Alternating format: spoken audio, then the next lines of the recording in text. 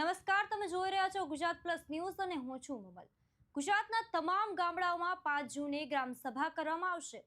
એને લઈને ગોપાલ ઇટાલિયાએ વિડીયોના માધ્યમથી ગામના વિકાસ માટે ગ્રામ સભામાં ફરજિયાત હાજરી આપી એવી અપીલ કરવામાં આવી છે.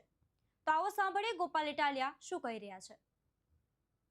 મિત્રો, આવતી તારીખ 5 જૂન 2026 રોજ એટલે કે વિશ્વ પર્યાવરણ દિવસના રોજ ગુજરાતના તમામ ગામડાઓમાં ગ્રામ સભાનું આયોજન થયેલું છે.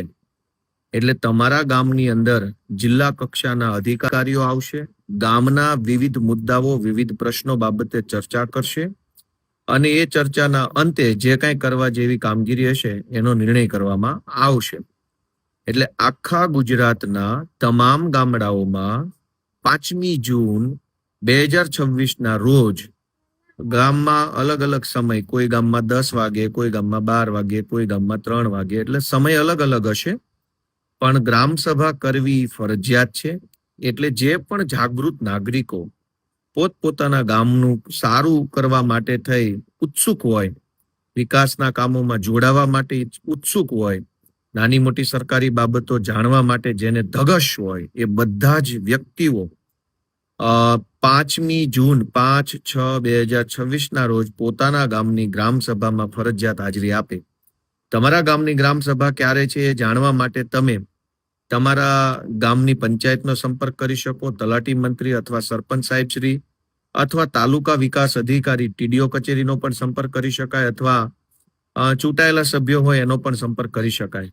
મારી બધા જ મિત્રોને ખાસ વિનંતી છે કે વિડીયો શેર કરીને ગુજરાતના કરોડો યુવાનો સુધી આ માહિતી પહોંચાડજો અને તમારા ગામની ગ્રામ સભાની અંદર ખાસ હાજરી આપજો. કેમ કે જો તમે જ તમારા ગામની સરકારી બાબતોમાં રસ નહીં લ્યો તો તમારા ગામનો વિકાસ ક્યારેય કોઈ બીજો બહારનો માણસ, સરકારી માણસો તો હંમેશા અલગ અલગ ગામડાના હોય, તલાટી મંત્રી હોય કે TDO હોય કે અન્ય સરકારી માણસો હોય, એનું વતન અલગ હોય, નોકરી અલગ જગ્યાએ હોય.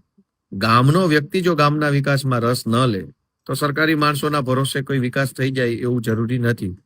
એટલે જે કોઈ પણ લોકો પોતાના ગામને સારી રીતે આગળ વધારવા ઈચ્છતા હોય તે લોકો 5મી જૂન 2026 રોજ ગ્રામ સભા માટે ખાસ અત્યારથી તૈયાર થાય, ટાઈમ જાણી લે, કયા અધિકારી બહારથી આવવાના છે એની વિગત જાણી લેવી.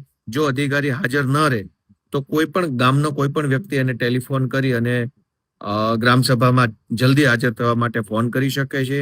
ગ્રામ સભામાં ગામને કોઈ પણ જ્ઞાતિનો કોઈ પણ વ્યક્તિ જઈ શકે છે. ગોપાલ ઇટાલિયાની વાતથી તમે કેટલા સહેમત છો, શું વિચારો છો, કોમેન્ટ કરીને અમને જરૂરથી જણાવજો. અત્યારે માટે બસ આટલું જ. નમસ્કાર.